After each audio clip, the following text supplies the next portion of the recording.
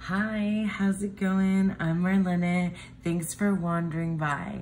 So today I'm doing Dawn's modified version of Maureen at Waves of Your Soul, and I think also Chanel from Chanel Days have a mid-year tarot tag, but I think Dawn modified it just to be the mid-year top 5 decks.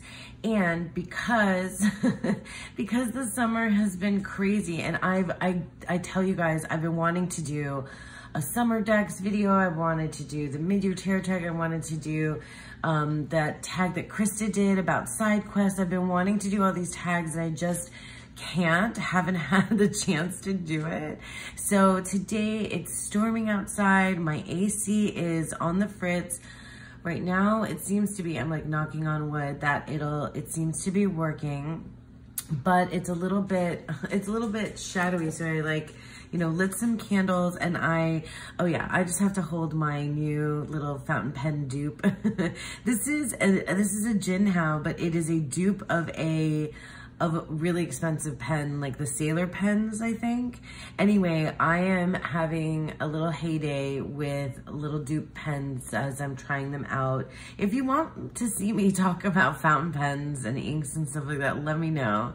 But in any case, I have 5 tarot decks and a couple of oracles that are like honorable mentions that I want to share with you. So this tag is basically just like a mid-year check-in to talk about the decks that have like stood out the most so far this year. So it's June 2024, and we're gonna do the thing.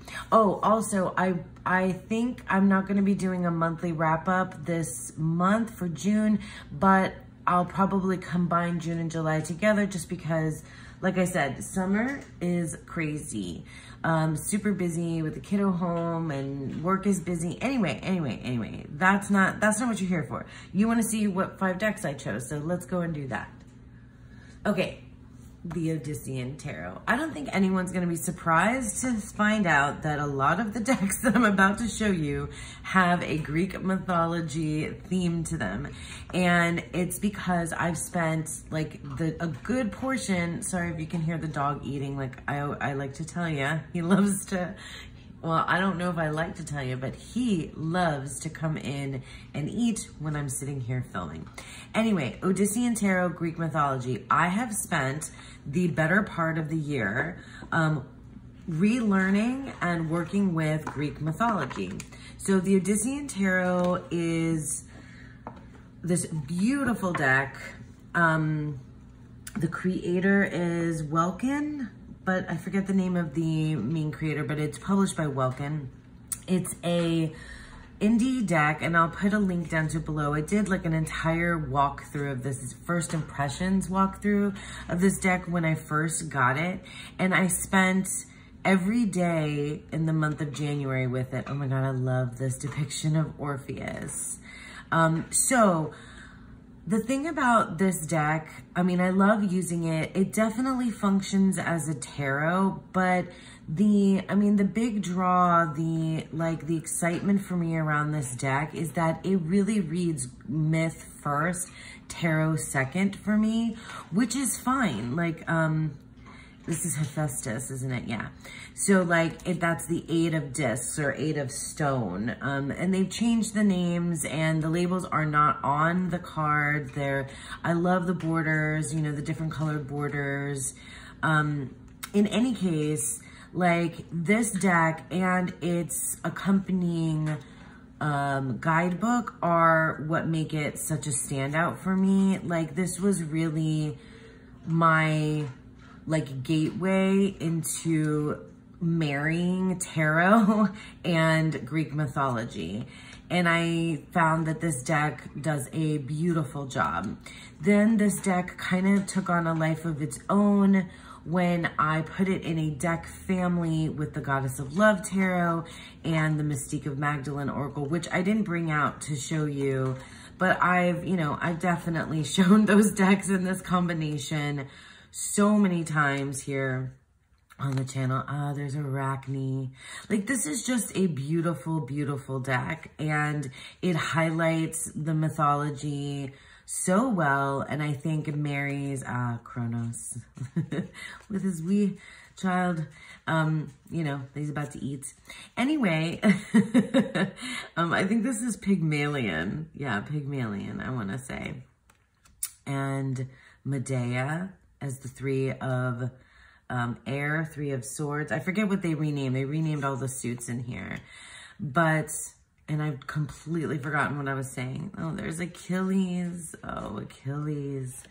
It's just like, I have such a, like a emotional reaction to Greek mythology now. Like, it's really, it feels very personal.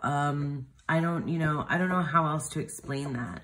But I mean, like, the true gem of this deck, I mean, not just the deck itself, and the beautiful artwork, but the guidebook is really big. And so let's just open to a random one. Let's do one of the, yeah, let's do Achilles, right? So the 10 of Wands.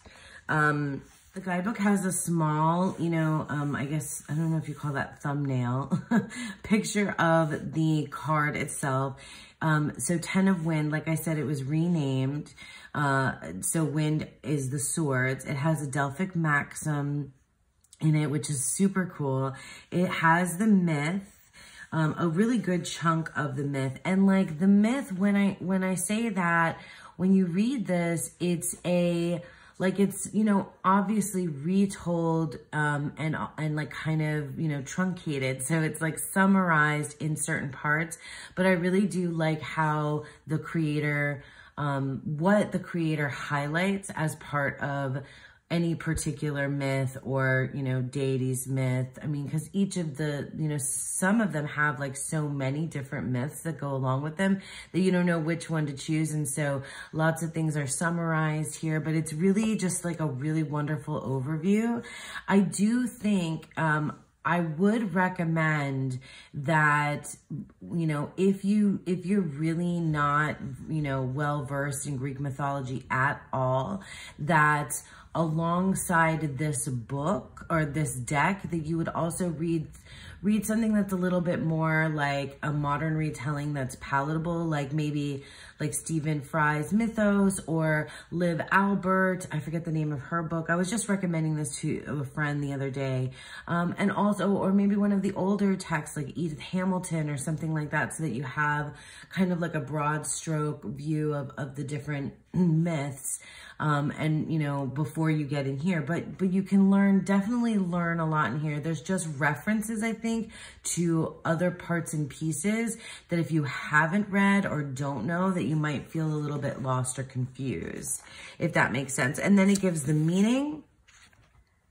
I mean, like, look at how much is written, you know, the meaning, like, this is just a lot. Upright and reversed. So like, that's all about Achilles as the 10 of Wind, that many pages. So it's well worth it for those of you that love tarot, that love Greek mythology. You know, I mean, I feel like I'm doing a commercial, but I don't mean to.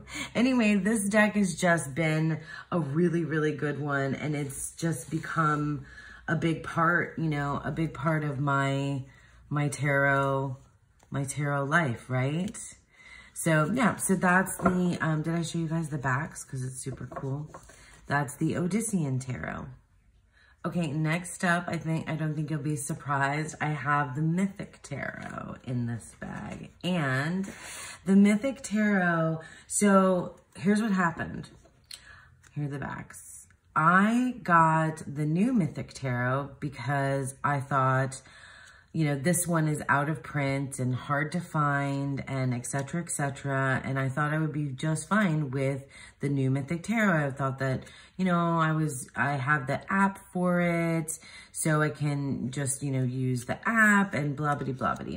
Anyway, the app has this artwork from the original Mythic Tarot. And so as I was using the new one and the app, I was like, this is not, you know, this is not what I want. What I want is an actual copy of the Mythic Tarot.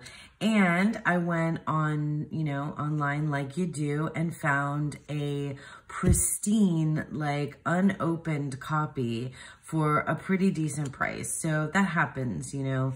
I think there are definitely people who are reselling or selling tarot decks, out of print decks for reasonable prices out there. You just have to find them.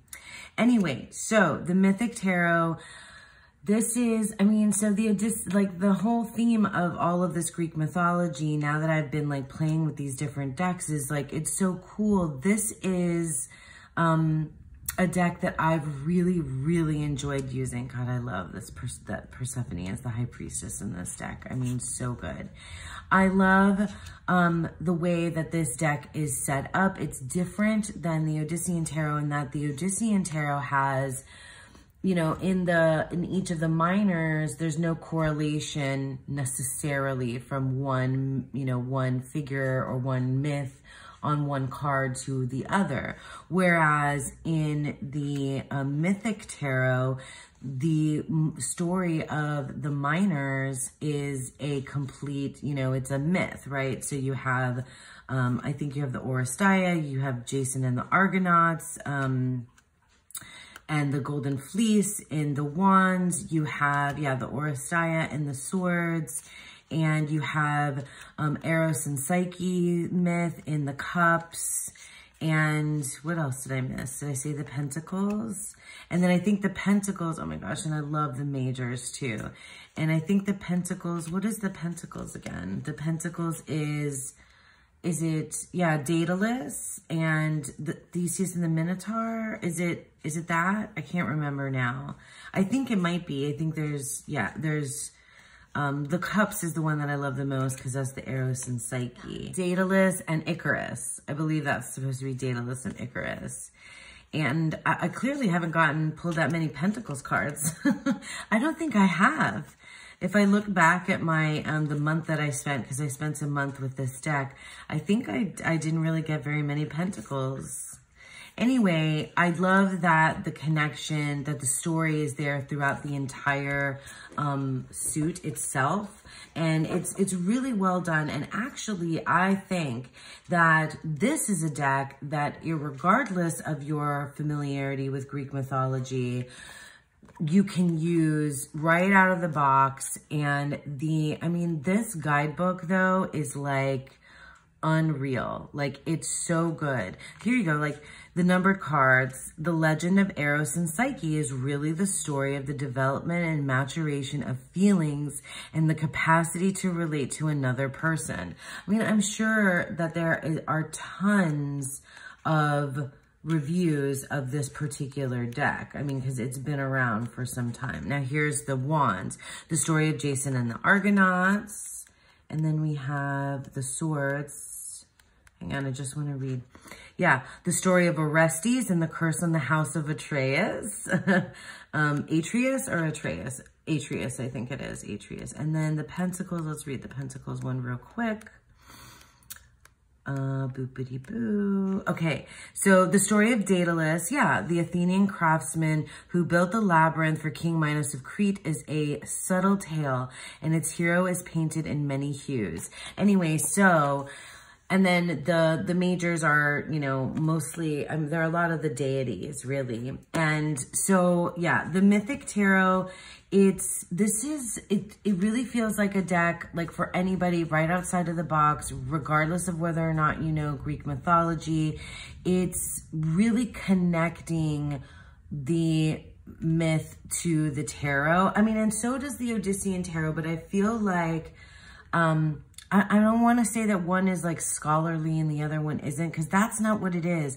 But they just have a completely different energy. Still, though, I really love these. I just feel like this is this feels more narrative because you're following the story in each of the suits. It's like, I mean, this is a classic, well-known, well-loved deck for a reason.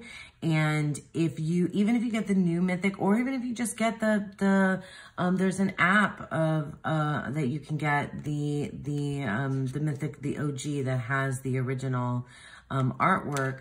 Also, I think you can find this OG pretty, for not unreasonable prices. Anyway, I am just carrying on at this point, but this has become like I'm just obsessed with all of this Greek mythology, and I've really been loving using these decks this year. So the Mythic Tarot. Okay, and third on this list, I mean, these aren't in any particular order except the order in which I worked with them this year. So like the Odyssean Tarot I worked with in January, and the Mythic Tarot I worked with in April, and now the Red Threads Tarot is the one that I worked with very closely in May. And all three of these decks, all of them tied to Greek mythology, all of them have a very different energy, all of them had things to teach me. And like I said, the Odyssean Tarot was like this gateway into kind of like putting together the things that I was reading and learning about Greek mythology into the tarot, but it really led heavily with the mythology first for me. And then the Mythic Tarot, as I just said, really kind of put together that narrative and highlighted those very specific myths for me, as well as, really put like an understanding of story inside the tarot. And I don't know how many other decks did this before the Mythic Tarot, like themed decks like this in tarot history, but this one is really special because of that, and really special to me because of that. Now, Linda Hill has the Red Threads Tarot and also the Red Seeds Tarot. I went ahead and, purchased the Red Threads because I felt very drawn to the myth, the Ariadne and Dionysus myth. Now, there's the mystery religions of Greek mythology.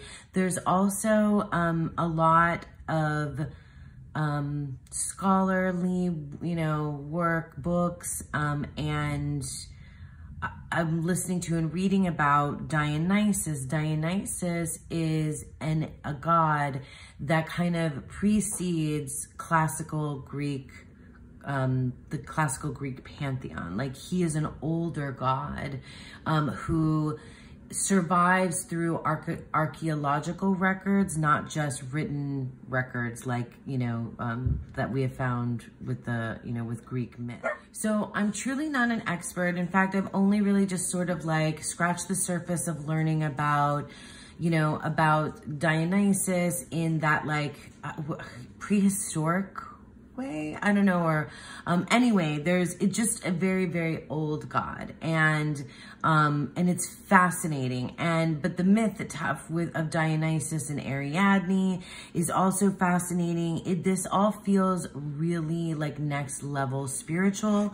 And I'm sitting here not showing you the deck, sorry. Oh, and I keep this in here, and I have the poem that it came with by William Stafford in here as well about the red thread. Like, I put my red thread on, because of this deck. Like, this deck is a big deal to me. Let me just flip through it. Now, I was raving on and on about the guidebooks for the last two decks that I showed you. And I really do like the guidebook that Linda Hill has that goes along with this deck. But I found that I was just sort of, I grabbed it when I wanted to, and I left it when I wanted to as well. So I didn't always sink into the guidebook, which is interesting because this is not a myth that I'm super familiar with. And you would think that I would want to kind of be in the guidebook, but the truth is that I sort of just like skimmed some of it. And well, let me show you how the guidebook is set up so you can sort of see why I tended to do that. quotes and things. So like if you go to, well, this is the Magician. I mean, it's the, you know, one of the major cards. So it may be set up a little different, but not really. So Daedalus, right? It has a quote here. It has the myth. It has the soul journey. It has an affirmation. Like all of them are set up this way, and there's all these like little bits.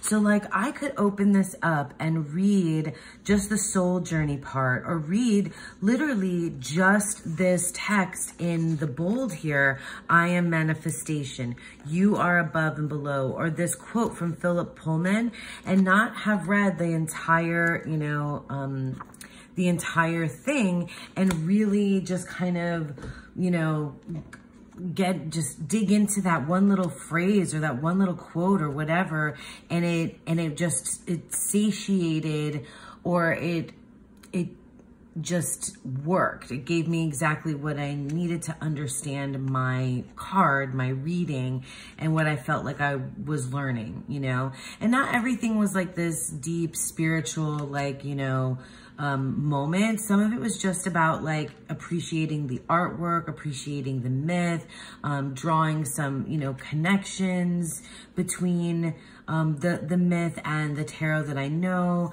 The core cards in this deck, and I believe in her other tarot, really kind of do something different. They're very much more tied to the figure, or I mean, I don't know, they're not all deities, but like, yeah, they're much more tied to the figure than, for me, the court card understanding that I have from a Waite-Smith, you know, Thoth kind of background. There's Ariadne as the Fool, the Dancer. So things are renamed. This artwork is just stunning. I love it. I don't love shuffling this deck, but this deck is, yeah, it's a part of my, you know, I like keep making fun of myself when I say things like growth and journey and whatever. I mean, I know that's what it is, right? But this deck is a big part of me, like understanding myself and knowing who I am. Like that's what the red thread is about. And the spiral, it reminds me who I am. You know, this is, and I'm learning about myself quite a bit in the past couple years with the tarot is a big help. Anyway, so that's really, really like next level, you know, self-development, growth, but it's so special. Like, it's really good. I don't mean to trivialize it. I just mean that it's, you know, it's also kind of funny. Like, you know, it's kind of funny, but cute, but like, and cute, but also like deep and meaningful. Like, I'm not trivializing it. I promise you this is important to me. Anyway, so those are the first three. So yeah, the Red Threads Tarot. Okay, the Tabula Mundi Tarot. You guys, okay, this is not a Greek mythology tarot, but Emma Moline, the creator of this deck, knows her Greek mythology for sure. And Greek myth, along with other myths, you know, definitely get folded into the Tabula Mundi. So the story behind the Tabula Mundi for me is that I have had this deck for years, and it is only now that I feel like I have really bonded with it and really come to appreciate it, and am really working with it quite closely and quite deeply. And I think that that's like, you know, that's what needed to happen. It was exactly what needed to happen, because I wasn't ready for this deck until and the backs of this deck are amazing. This is the small one. There's a bigger size, which I'm considering getting. But in any case, I don't think I was ready to appreciate this deck until I did my deck and walk, until I read a lot of the things that I did, until I came back to Greek mythology, until I learned more about the Thoth. I wasn't ready for it. And not to say that like you need to do exactly what I did in order to be ready for this deck, but that's just how it worked out for me. And now, because I have learned those things, because I have done that work, this deck means so much more to me. And I love it so much that I'm like I spent all of June with it, and I'm planning to spend all of July with it. I also just recently backed Emma Maline's new tarot, the Telos Tarot, which is a deck that took her 4 years to make. And each of the cards was painted by hand during the decan that it corresponds to, that it's associated with. And there's something more specific for the majors. Like it was all very tied to the astrology, and it's just magical and special. And because I, found out about that deck, and I just wanted to, I was like, well, maybe I'll just, I'll work with the Tabula Mundi finally now in June. And I don't regret it a single solitary second. I have definitely been working with this deck every single day. I have the guidebook on, so this is available on an app as well for your phone. And so I go to the guidebook on the phone, on my phone to read through the app. And the artwork for me, like I do really like Emma Maline's style, but it definitely reads like, this is, I said this before, I feel like these are like cool posters of like somebody's older sister or older brother from the 80s and 90s. And I would like walk into their room and they would have these kind of like posters, and I would be like, what's this about? And it's not like an art style that I necessarily gravitate for, decoratively myself or aesthetically myself, but I really, really love it though. Like I really love like everything that's packed in here. It's just so cool. And it's a very deep dive, but you don't have to, you can just read it just like a tarot deck. You don't have to like know what, every single piece means here. But it's very cool to know what every single piece means. And I love that it has the decans on it. I've been really working with learning the court cards in here and their relationship to the decans. It's just like, I'm obsessed, okay? I'm obsessed with the Tabula Mundi right now. I think it is such an amazing deck. I think it's stayed where it was on the shelf or out. I actually had it out. I think I had it out like near my decan altar and over with my like decan, like the tarot and astrology books. It wasn't with all my other tarot decks. It was kind of on its own, like floating around with all of the decan stuff for a couple of years. Cause just for practical reasons, because of like the 2-piece box, and also because I kept thinking I was going to use it, as part of the decan series. And I did maybe a little, but not really.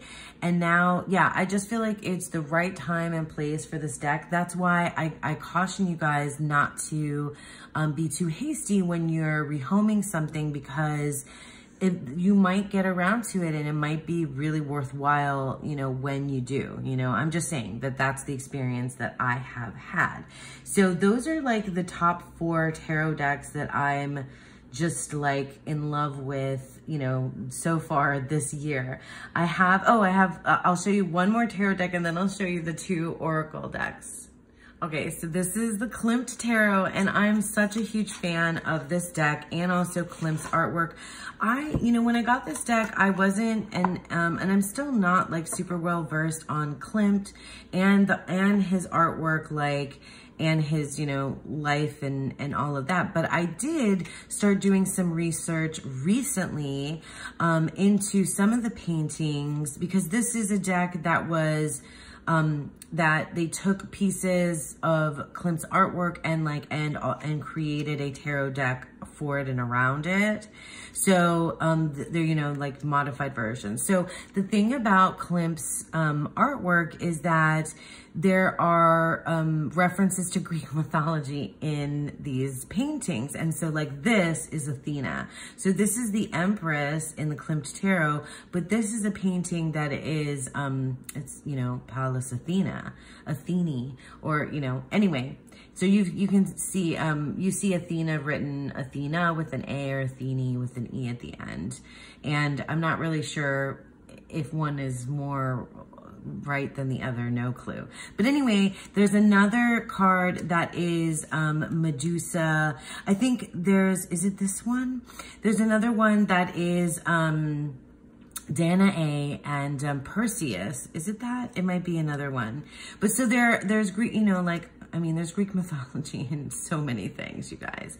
But so the Klimt Tarot, I'm having a moment with it right now because I've been using it with the Oracle deck that is just like stealing my heart right now, which is the Seashell Oracle. And this is, I've seen it all over, but I saw it on Dawn's channel, I saw it on Thea's channel, and then I just had to get it. And this is the only one that I have by Broccoli Mag, but I have been just in love with this particular deck, Oracle deck, since I got it. It is really, it's really calling me out. Like, it absolutely is. And it pairs so beautifully with this Klimt Tarot. I've just been, especially, it's really been this month. Like, Klimt Tarot has been one of my favorite decks for months and months now, but this is brand new to me. And so I've just been, yeah, oh my God, I keep getting these Venus combs. Conquest, love, sexuality. Oh, I keep getting them. But let me show you kind of how I've been reading with these two decks so you can see how gorgeous. So I've been doing one from the Seashell Oracle in the middle, and then for each of the 3 keywords, which I've seen a lot of folks do, because 3 keywords isn't typically my favorite thing. Here, let me move this a little bit, peacock feather, so that you can see, right? And aesthetically, like, it's a stunner, but I have to tell you that, you know, all together, energetically, it really works. Oh my God, would you look at that? Devil card, that's one of my favorites too. So Diver, boundaries with the devil. And then bravery is here, the 8 of Wands.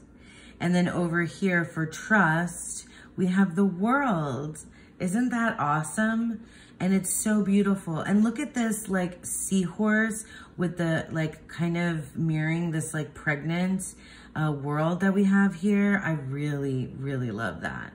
Let me just do a couple more because like it's, you guys, beautiful, okay? It's just beautiful. I've been posting these on my Instagram. So we have Beachcomber, Curiosity with the Knight of Cups, Avarice with Justice. Oh, that's interesting too. And Pursuit with the Ace of Swords. So cool. So let me just, hang on. This will be the last one, I promise. Just for you to see. I know that there's a card, that has the painting, and it's supposed to be Medusa in the Klimt Tarot as well. So yeah, I mean, you guys, like, seriously, the Klimt Tarot and there's a lot of pregnant bodies in the Klimt. I kind of like it. I really love the artwork. No, that's not the Medusa one. Maybe I can find it real quick to show you guys. I'm just obsessed, like fully obsessed. That's Isis, I think. Or it reads like Isis to me. I don't know that painting. And there is another one. There's a Theseus, there's the Minotaur. And Theseus and the Minotaur in here. Yeah, this is the Medusa one. That's supposed to be Medusa. And then there is, oh, that's the Hanged Man, right? Yeah. Let me see. Can we find, there it is, the 7 of Wands. That's Theseus and the Minotaur. So, okay. Many, many reasons for me to love the Klimt Tarot like kind of, you know, snuck up on me with the Greek mythology, but also this like stunning seashell oracle. I'm just completely enamored with each of these decks, and especially together as a pair. So one last deck and then we'll call it a day. Okay, I'm sorry, but I had to show you again the Hellenic Oracle. Like, I can't talk about my top 5 without a honorable mention of this oracle. So like, those were the top 5 tarots, but this is really like the top, you know, oracle deck right now. And I won't take too long on this because I literally just did a keyword kind of exercise walkthrough of the Hellenic Oracle. This is it's a Greek mythology oracle created by Thea, Garden Goddess Tarot, and it is just perfect for so many different things, so many different readings. I haven't used it really for other people, only myself so far. I feel like I've been working with it so much that I feel very familiar with with it. And I'm not sure if I would use it for other people. It pairs with every single one of these other decks that I just showed you, and then some, okay? So it works with literally like every other tarot and oracle deck that I just put out here. It is, you know, a big favorite of mine. Okay, so that's it for me for this time around. It's the mid-year top 5 decks. So the top 5 tarot decks plus 2 honorable mention oracle decks in there for you guys. Thank you so much for sticking with me. Thank you to all of those that created this tag. I'll link them down below. So Chanel for her original one. And I think Maureen for her, I don't know which one came first, but I'll link everybody down below, plus Dawn, who kind of modified this tag. And thank you guys for sticking with me. I hope that you all have a beautiful, wonderful day. Bye.